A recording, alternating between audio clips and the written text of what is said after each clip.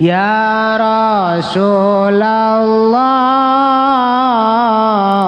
salamun alik.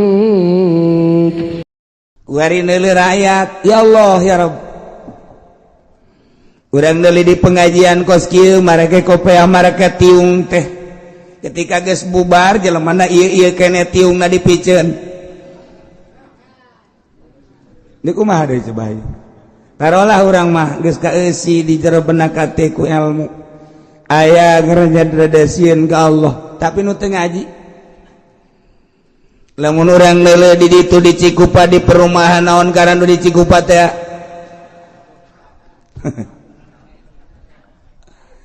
Eta kapan anu ngeusianana anu trek-trekan anu ngetrek anak urang anu mabok bukna beureum sabelah teh kapan anak urang anu mamawa awewe teh kapan anak urang hartina anak urang teh jelema muslim da teh moral berarti geus kos kitu. Ya Allah ya Rabbi. Ieu moral bangsa teh geus kumaha atuh? Geus eueuh persatuan jeung kesatuan teh. Geus teu ngahiji ku ari. Urang neangan neuleuh nu mabok geus lain di Grogol deui, geus lain di Jakarta, lain di Bandung deui. Di hareupeun imah ku ari mabok. Di hareupeun imah ku ari judi, di hareupeun imah ku ari zina. Berarti moral geus parah jasa. Geus parah. Ulah disalahkeun ka masyarakat, ulah disalahkeun dua sinpani, dua penggede, hiji ulama, dua umaro. Ketika eta rapi, masyarakat bakal rapi. Ketika eta teu ecrek, masyarakat bakal leuwih teu ecrek. Lamun kiai na bae anu jadi panutan di NU geus disogok atuh komo bangsa. Atuh komo umat. Endeu kumaha deui, tinggal kitu bae ulah ese-ese. Ngan alhamdulillahna NU Tangerang mah sareng henteu. Henteu maksudna teu kasogok. Ente kasuap ente mah alhamdulillah sehat mah bener lain lalagan ya bener. Ya setik ongkos mah masalah lah teu geus lah. Iya tuh baheula gravitasi dah gede ketika muktamar NU teh ingin mengikuti selain sekadar ingin mengikuti tapi ingin menyaksikan. Oh, di mana berkorban demi NU. Kuari masyarakat hanya biasa-biasa geus gravit. Ente tertarik geus eueuh mun urang nyebutkeun maunat gede teuing geus eueuh naon kitu ngaranna geus eueuh sinaran gede teuing geus eueuh nu sok nyamber teh naon ngaran-ngaran manit mah gede teuing. Masya Allah ya urang teh urang edu teh kultur edu urang ye rusak berarti negara ulah disalahkeun umat. Sebab kumaha nu dua, pemerintah rusak, kiai rusak, umat lebih rusak. Pemerintah bener, kiai bener, umat bakal bener. Untung masih kene aya di hiji dua pemerintah nu rada bener ada, ai bener jasa moal rada. Untung kiai deui lembur-lembur masih kene nu rada bener jasa memang geus hese, rada be rada. Nah ieu keur bari moral bangsa geus kos kieu.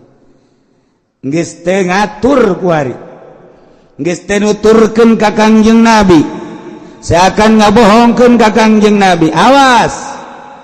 Ketika Kangjeng Nabi nita salat jelema geus teu salat. Ketika Kangjeng Nabi nita puasa ambalaya nu teu puasa.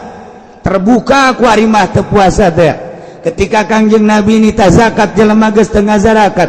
Ketika Kangjeng Nabi tita nutup aurat bagi wanita ku ari geus terbuka. Ketika Kangjeng Nabi ngaharamkeun mabok jelema marabok. Ketika Kangjeng Nabi ngaharamkeun zina jelema zararina. Ketika Kangjeng Nabi ngaharamkeun korupsi maling jelema korupsi jeung maraling. Berarti ngabohongkeun ka Allah, ngabohongkeun ka Kangjeng Rasulullah sallallahu alaihi wasallam. Geus sing hade ulah aman-aman. Urang aman jasa. Nu mantak di dieu make bahasana ge apa amina ahlul qura, maka apakah ngarasa aman ahli negara anu ngabarohongkeun ka Allah jeung ka Rasulna, geus ngabarohongkeun ka instruksi-instruksi Kangjeng Rasulullah anu dilanjutkeun ku para ulama, ngarasa aman layat yahum tina datang nabasuna siksa kaulan wagung cek Allah bayatan ti peuting ulah ngarasa aman sia teh kusabab sia moral sia teh geus lain islami sia geus ngabohongkeun ka Allah sia geus ngabohongkeun ka aing cek Allah sia geus ngabohongkeun ka rasul aing awas sia ulah ngarasa aman datang na siksa aing ke ti peuting ku aing sia disiksa wa hum naimun sia keur melolor harees disiksa ku aing sia Yogyakarta gempa peuting bre Masya Allah gofiluna anu keur poho kana siksa ku harima tu para roja kabehan ge urang inget so tadi jero pangajian ja geus kalaluar maja paroho kabeh ge kumaha para rohona atuh kiai bae ge sanggup nonton TV ti isuk datang ka magrib datang ka peuting kiai eta kiai goblok teh si kiai tolol teh kiai lah cek aing mah minggu hareup moal ngaji deuna ge atuh kiai berjamaah jeung santri nonton main bola di TV cek jana istiqomah cenah kan poho ka Allah eta ngaranna poho ka Allah geus puguhnya na beralasan ieu mah kiai boga TV ge jangan ngadengekeun berita tuh kumaha sia bae sia-sia nu boga atuh sia-sia anu bisa atuh aing mah teh hayang teh naon Allah satu sia teu kudu ngomong ka aing bener sia kitu bener sia salah sia ya ternyata tuh kararieu bae jadi TV teh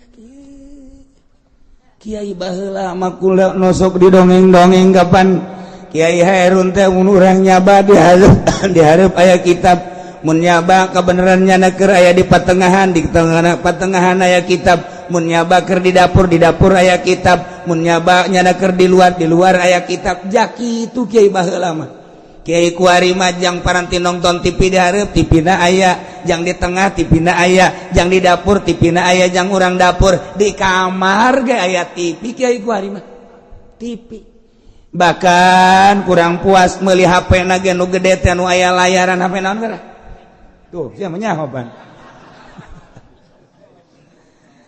keur ngising ge nonton TV berarti kan rusak jasa ya rusak jasa Masya Allah tapi urang ngarasa aman bae ku karusakan eta nu mantak aya hamzah fa amina ahlul qura hamzah lil inkar lit taubih. Hei masyarakat Indonesia cak Allah ya cak Allah ulah ngarasa aman sia apa amina ahlul qura ulah ngarasa aman sia ku ahli-ahli negara masyarakat ngabohongkeun ka rasul aing ulah ngarasa aman tina datangna siksa aing ke sia ku aing sia keur malolor ku aing didatangkeun siksa digempakeun sia ku aing cara umat-umat nu baraheula ku bolon teh sia eta takus itu ulah ta fa amina lil inkar atawa li taubeh cek Gusti Allah ilmu aya di sia pangarti aya di sia masyarakat amburadul ku sia diantepkeun aduh sia teh kunaon ngarasa aman-aman teuing atuh sia teh kana datangna siksa aing ku bego sia teh ilmu sia teh eta teh titipan ti aing kunaon ilmu sia teh teu ngajagaan ka sia eta teh hawa nafsu sia nu pohara jasa hehe cak Gusti Allah nanaonan sia taubeh teh ku tolol-tolol teuing sia tuh deuh masyarakat ahli negara anu geus rusak tapi sia ngarasa aman bae deleukeun sia lamun sia ngarasa aman bae kade sia deuleuh umat nu baheula ngahinakeun naon kitu ngaranna teu nurut ka rasulna disiksa ku aing sia ge ahli negara ahli Cikupa ahli Balaraja ahli Curug ahli Sepatan ya disiksa ngan Cilongo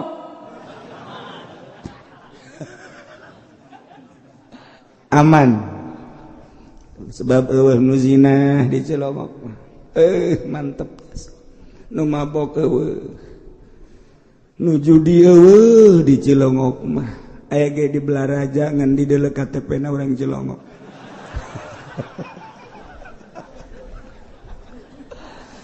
Aya nu zina di ditu di Cikupa. Barang dikatewa ku polisi KTP-na Sukamantri. Ngan nyana di luar, jadi tetap diri mah diamankeun. Sebab di luar gitu. Paling goyang setik lah. Ya Allah ya Rob sing hade urang ulah aman-aman ka hade. Kade Allah geus ngadongengkeun umat-umat nu baheula anu teu nuturkeun ka Rasulullah ingkar ka Rasulullah disiksa atuh sarua aduh ku ari ge marukan kumaha ya Allah ya Rabb.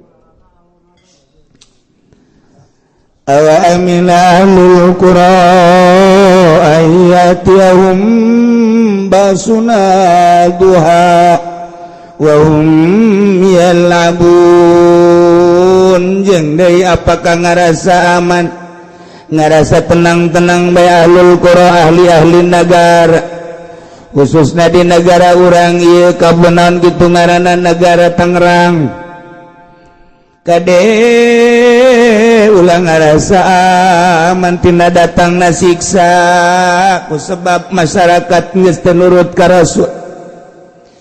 Titah ulah mabok marabok bae titah ulah zina bae titah ulah maling korupsi tapi nyana ngagawean bae titah ulah kredit makin menjadi-jadi kreditan. Cek jana ulah ngadengekeun kiai di Cilongok mendingan ngadengekeun kanu ngahalalkeun bae lah jasa sarua bae itu kiai awas ya tsunami datang sia. Ulah ngarasa aman.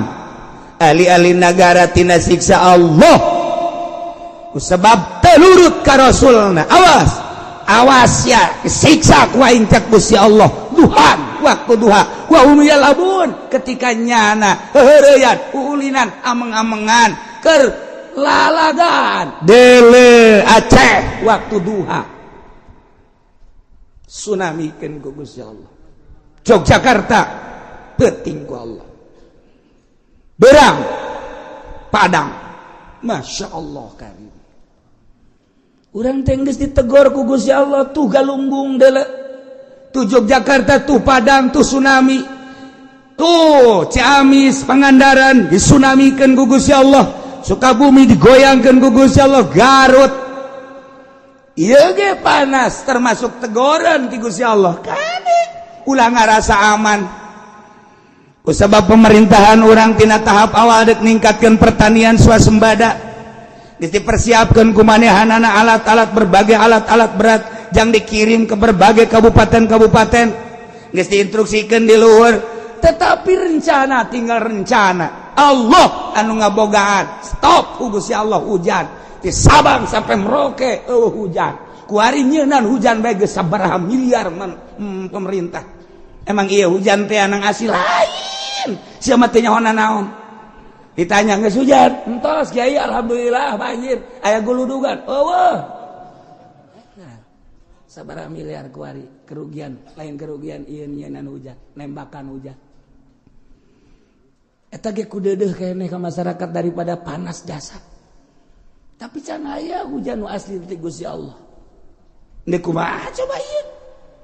Pertanian sabaraha ribu hektar, sabaraha ratus hektar. Sabaraha ribu hektar di berbagai kabupaten anu geus teu kalah telaan ku ari teh masyaallah tinggal aya Karawang-Karawangna doang geus lain tina cai hujan tina Jatiluhur tina kiriman-kiriman itu senyaho urang Jatiluhur lamun disaatkeun ku Gusti Allah dak nu madak di urang we di urang sadane bocor ternyata PDAM na teh jalan jang kota mah rahasia Allah. Saat sumur eueuh caian sadane kandas bendunganana bocor nu kasedot adalah taneuh neuk kumaha deui rahasia Allah keur ditegor urang ku Allah sia de kunaon urang ngomong kejadian alam kieulah alam balikeun atuh pikiran ieu langit nu Allah ia bumi nu Allah urang nanu Allah kita nurut ke Allah ketika tenurut ke Allah melalui Rasul jeung ulama nu balalener tenurut sicak wae ieu kakarak teguran-teguran tetep bae sugan aya pamerintahan nu ngadengungkeun tobat can aya sugan aya kiai hayu urang tararobat can aya kebae kiai ge nunggu instruksi ti pamarentah sebab naon aya instruksi masugan bae aya ieu Kama mual beres tobat kos gitu timbul tina nurani atuh timbul ya masya Allah karing ararese amat tuh orang lamun nyebut nurani ngeunaheun asup ka jero hate tamun nyebut birani si mbak itu mah iya nah ya tegar ku Gusti Allah ulah ngarasa aman hei ahli Cikupa ulah ngarasa aman hei Sepatan ulah ngarasa aman hei Tangerang seluruhna bupatina instansina para kiaina ahlul qura kabeh berarti tina pejabat ulama jeung masyarakatna amin ahlul qura ulah ngarasa tenang-tenang bae dibere panas ulah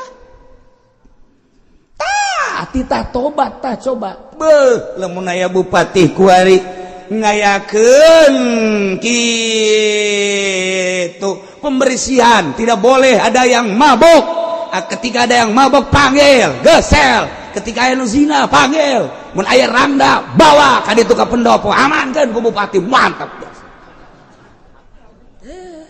cek bupati teh kudu dititah kiai teh mah aya randa diamankeun mah kabehan ulah nungguan cumantak ahli-ahli Allah mah kuari ge hudang ti peuting henteu mikiran sorangan mandi salat terus tadarruk ka Allah tahajud salat hajat terus ka Gusti Allah ya Rabbi ieu teguran ti Gusti panas lain lalagaan lantaran can aya tanda-tanda ndek hujan menurut ahli palakan kadeuleu tanda-tanda lamun ndek aya hujan mah duku kula dicaritakeun kamari teh lantaran malaikat nu ngageugeuhna per tahun per bulan per minggu per harina teh aya ngaran-ngaranna nyana selalu mere tanda-tanda lamun ndek hujan mah malaikat poe ieu teh malaikat kukula moal dicaritakeun ngaranna mun urang nyaho bahwa nyana teh mere tanda ndek hujan malaikat anu ngageugeuh poe ieu malaikat anu ngageugeuh dina minggu ieu mere diantarana tanda dek hujan teh aya angin anu tiis kana ceuli cek malaikat ku aing dibere ketika endek hujan asli ti Gusti Allah ceuli katiup ku angin tiis tuh mulai aya sia mah teu memperhatikeun kan tiup ku malaikat ditiup teh malaikat teu main-main malaikat memang main-main teu bomun malaikat main-main bahaya mun aya malaikat lalagaan kamari ke tahun baru jelema make trompet pratet malaikat Israfil neuleuh wah nu aing jadi tiup ya wae brot atuh bahagia cilaka ujiannya mah kumaha gitu malaikat bantu terpancing emang kipu doli terpancing lamun malaikat Israfil terpancing urang geus aya di mana meureun atuh henteu ceuk nya aing menungguan instruksi bae cek malaikat nu mendak mahasiswa di Bandung dari Bandung mempertanyakan ke dosenna Pak ya saya mau bertanya ada apa malaikat Jibril itu kan tugasnya memberi wahyu membawa wahyu kepada para rasul iya sekarang kan rasulnya sudah tidak ada berarti dia pensiun yang mau saya tanyakan sekarang kerjaannya apa teka jawab ku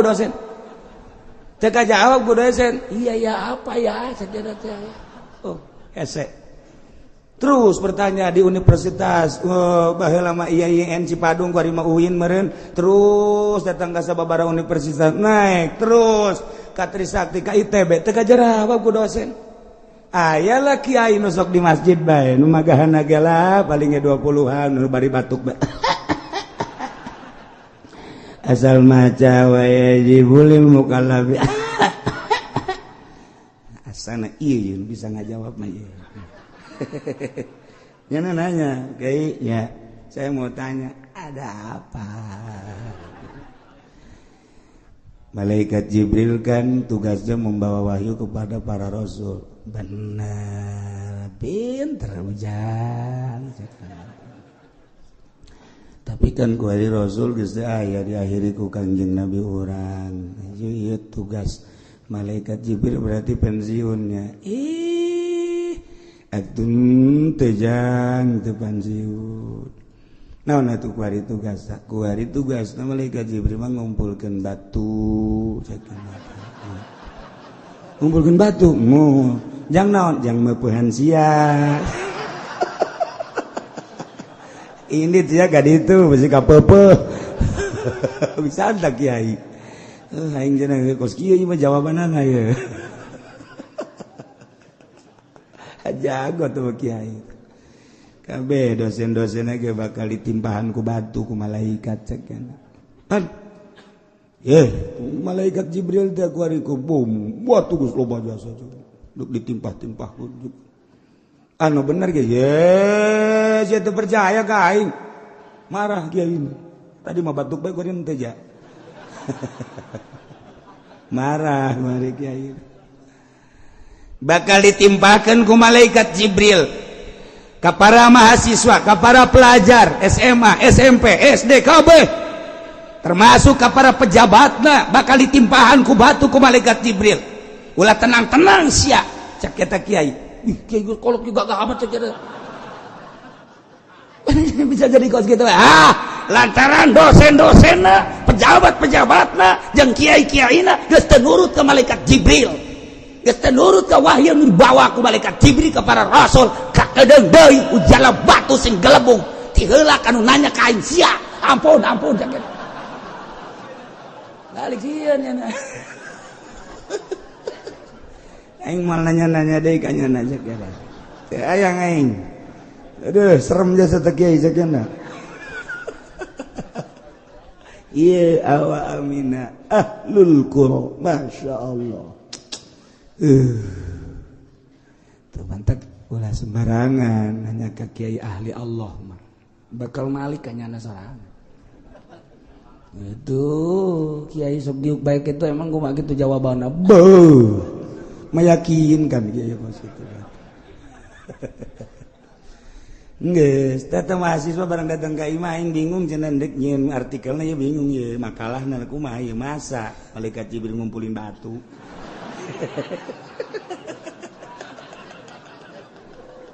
Jadi bingung nya nage. Aduh aing, sakieu teh. Datang deui teh mahasiswa.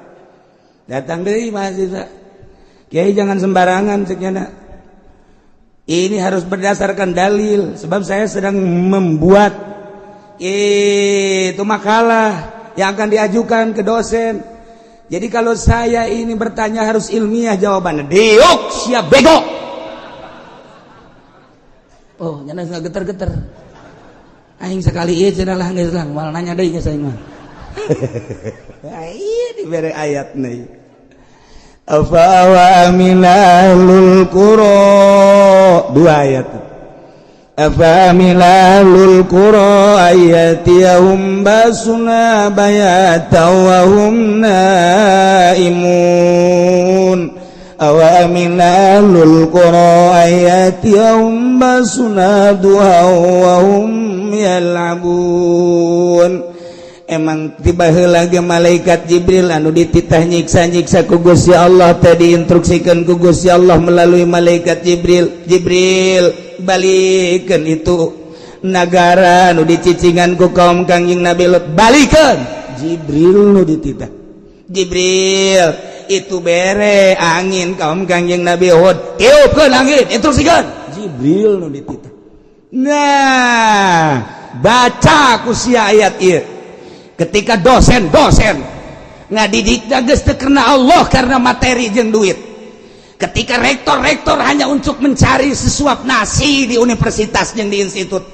Ketika kiai ngajar geus teu ikhlas, hanya memamerkan ilmu-ilmuna di berbagai majelis taklim, berbagai kantor dan berbagai tempat-tempat. Tunggu tanggal mainnya. Jibril bakal datang nyiksa kiai-kiai tersebut. Kadenge ku teu sia mahasiswa.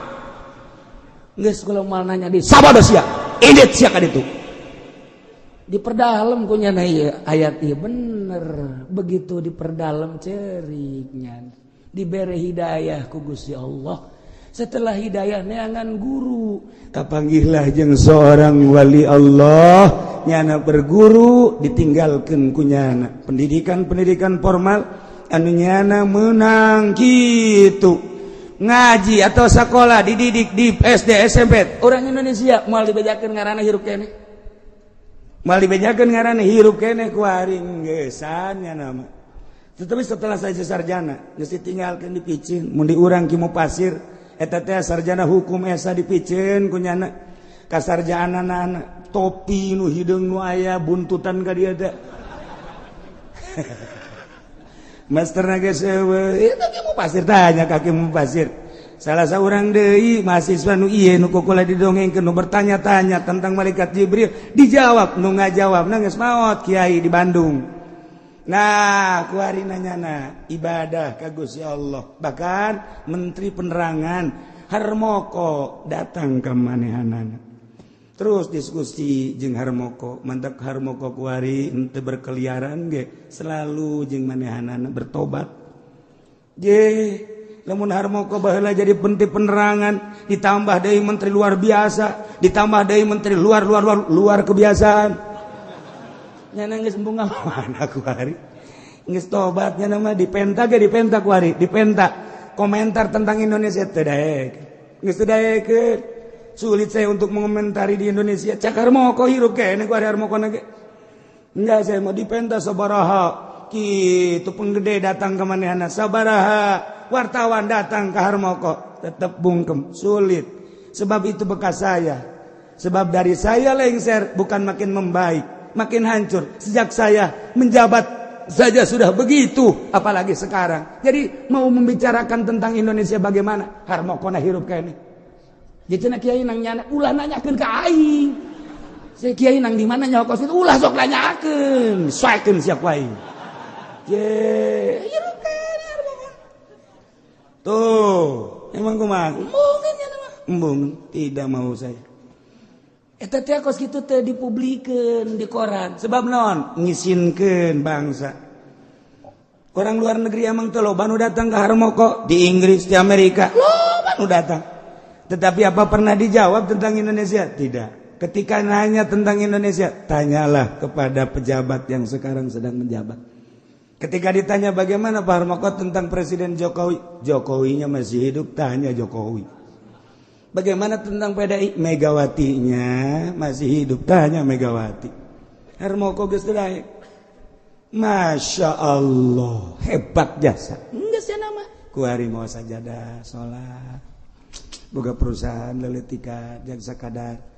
Nutupan kabutuh manehanana indah jasa hirup tah nyana sering berdiskusi jeung mahasiswa eta kabeneran aya guru seorang kiai ahli Allah nyana ngaguru kadinya asup ka jero hatena ninggalkeun dunia perpolitikan perekonomian perbudayaan ku ari menuju ilahi Allah subhanahu wa ta'ala ilah ayat bedas lain lalagaan lamun ahli negara wari brutal moral nara rusak kemudian tersadar timimiti anu ngageueuh dia tahu wilayah kabupaten bupati jeung instansina provinsi gubernur jeung seperangkatna luhur RI 1 para kiaina baik di MUI tingkat atas MUI tingkat daerah MUI tingkat kecamatan tersadar leuleuh kebangkrutan moral bangsa. Awas cak Gusti Allah ulah tenang-tenang atuh sia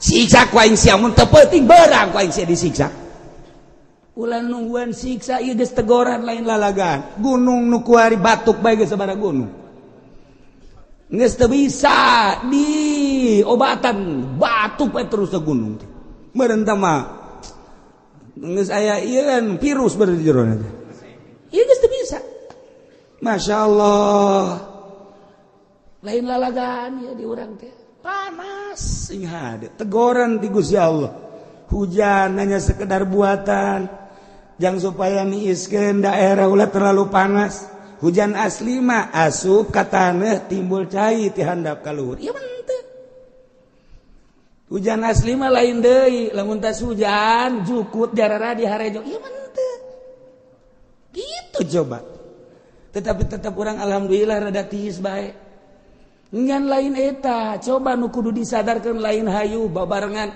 lain hayu kompetisi jeung Allah panas hujankeun ku aing panas hujankeun ku aing ge bisa nyieun hujan aing ge bisa nembak hujan aing ge bisa je cek Gusti Allah dipanaskeun leuwih mantep sia ku aing ye sembarangan cek Gusti Allah lain hayu nasehatan masyarakat dulur wayahna coba nu mabok eureun mabokna ke geus musim hujan mabok deui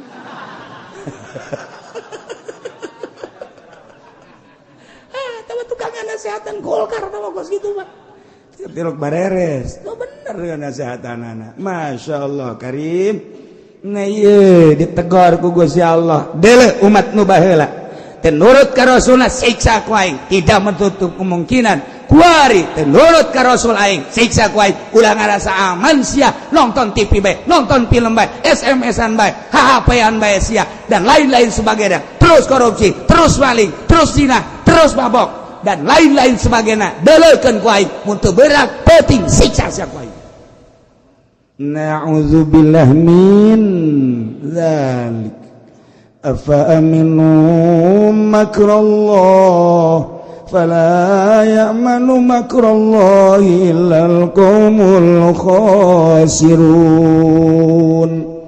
maka apakah ngarasa aman ahli negara karena panyupaya Allah yakni istidrajuhu karena penyungkun Gusti Allah terhadap ahli negara binikmatiku nikmat diberikan nikmatan ku Gusti Allah ahli-ahli negara terutama di Indonesia sebab di Indonesia mah dipikabi tahu negara-negara saja loba kanikmatan anu timbul ti bumi anu ti diri urang kanikmatan sehat kanikmatan segala rupa loba dibere ku Gusti Allah hasil bumi anu luar biasa urang digali dihandap timbul emas digali dihandap timbul logam digali dihandap batu ambalaya geus puguh di Garut ti baheula ge aya batu-batu Garut kuari mah batu Garut teh aya nu beureum aya nu koneng baheula mah khusus batu Garut teh ngan hejo wungkul saingan jeung jamrut lantaran boga kekerasan anu luar biasa ketika geus nyenclong bagus batu Garut seimbang jeung jamrut baheula ku ari manu koneng aya nu beureum aya nikmat ti Gusti Allah eta teh panyungkun ti Gusti Allah jang ibadah dikaluarkeun deui di ditu di Medan batu bacan dikaluarkeun deui di Aceh batu giok dikaluarkeun deui ti berbagai daerah Masya Allah batu ieu lain lalagaan di urang mah subur jasa ti mimiti emas baheula mangan cikotok doang ku ari mah di Palembang timbul emas di Garut timbul emas dan lain-lain sebagainya geus puguh di Brebes mah emas teh sakopeah mah lulu lain lalagaan emas mah lulu emas tono tah mah